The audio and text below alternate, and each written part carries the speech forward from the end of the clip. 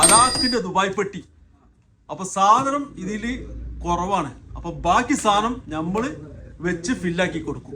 Video കാണിച്ചു തരാം. അത് നമ്മൾ 5900 കോംബോ വെച്ചിട്ട് ഇതാണ്ട് ഫില്ലാക്കാണ്. ദുബായിൽ നിന്ന് നേരിട്ട് വന്നാണ്. പാസ്പോർട്ടിന്റെ കോപ്പി വരെ എഴുതി കിടക്കുന്നുണ്ട്. അതോടെ നമുക്ക് മനസ്സിലായി.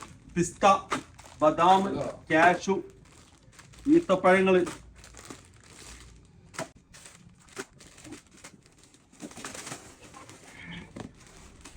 അത് 5900 സാധനം വെച്ചപ്പോ ഈ അലാക്കിന്റെ പെട്ടി നിറഞ്ഞിട്ടോ.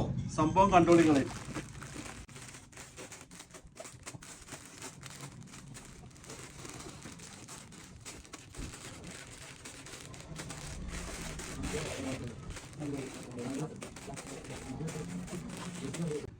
നമ്മളെ ശ്രീജിത്ത് ബ്രോന്റെ പെട്ടിയാണ് നമ്മൾ റെഡി ആക്കിയത്. എങ്ങനെയുണ്ട് സെറ്റിങ്സ്? അടിപൊളി. Thank you.